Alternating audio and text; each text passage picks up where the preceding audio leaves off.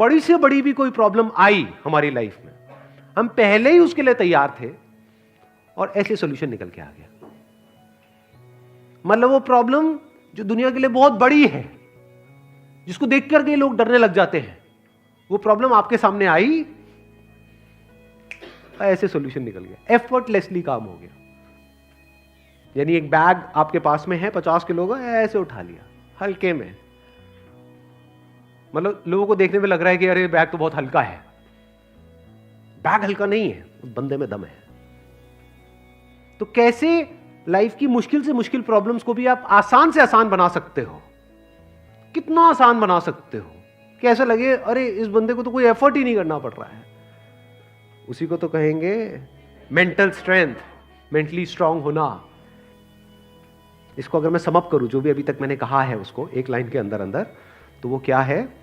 एक कैटेगरी होती है लोगों की जो सिंपल से सिंपल प्रॉब्लम्स को भी कॉम्प्लिकेटेड बना देते हैं अपने माइंड में।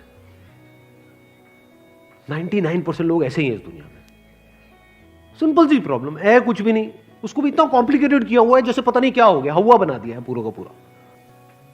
और दूसरी कैटेगरी होती है लोगों की, ऐसे बहुत कम लोग होते हैं, वही होते हैं जिन्होंने एक्चुअल में काम किया होता है अपनी मेंटल मसल्स के ऊपर।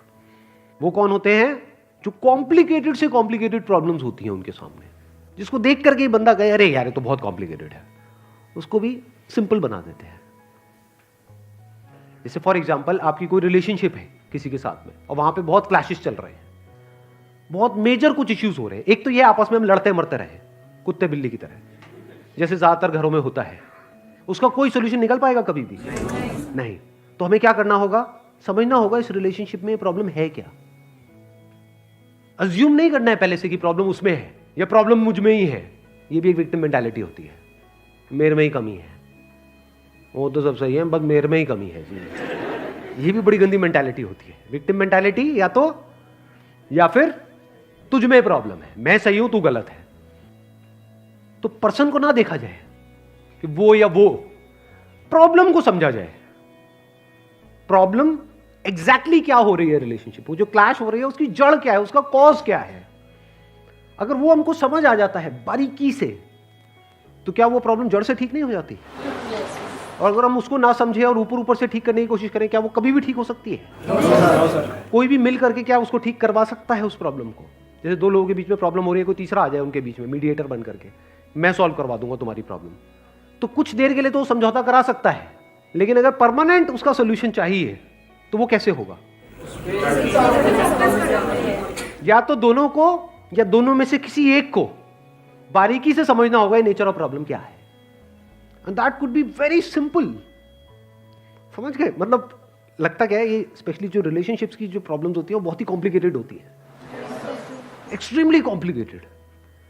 समझ ही नहीं आ रहा था क्या करें क्या ना करें। कई बार होता है कि बहुत ही सिंपल होता है उसका सोल्यूशन।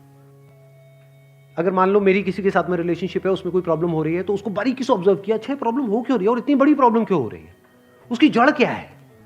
तो जब जड़ तक गया तो मैंने देखा कि अच्छा मैं कुछ इस तरह से बोलता हूं जहां से पूरा खेल शुरू होता है। अगर मैं ये ना बोलूं तो, और इसकी जगह ये बोल दूं तो क्या खेल अलग डायरेक्शन में नहीं चला जाएगा? दोनों का अंडरस्टैंडिंग होना बहुत जरूरी है। आप कह रहे हो दोनों की अंडरस्टैंडिंग होना बहुत जरूरी है? हाँ जी सर। ध्यान से समझना, अब ये प्रॉब्लम ओरिएंटेड अप्रोच है, सॉल्यूशन ओरिएंटेड अप्रोच है? ये प्रॉब्लम ओरिएंटेड अप्रोच है जिसका कोई दुनिया में सॉल्यूशन नहीं है। ये बिल्कुल ऐसा है कि सरकार को तो अपना काम अच्छे से करना चाहिए।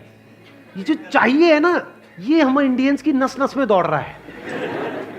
सड़कों पे सबको अपनी गाड़ी ढंग से चलानी चाहिए, रेड लाइट पे सबको रुकना चाहिए, ये होना चाहिए, वो होना चाहिए, यहां पे सफाई होनी चाहिए, दोनों को एक दूसरे को समझना चाहिए, जो कभी नहीं होगा। तो क्या हो सकता है? इसका सॉल्यूशन क्या है? ये हो गई प्रॉब्लम ओरिएंटेड थिंकिंग कि हमारी लड़ाई की जड़ क्या है, मैं तो उसको समझता हूं, वो मुझे नहीं समझती। समझ गए ना? आ गई ना प्रॉब्लम। जबकि सॉल्यूशन क्या है? मुझे ही समझना है, खत्म।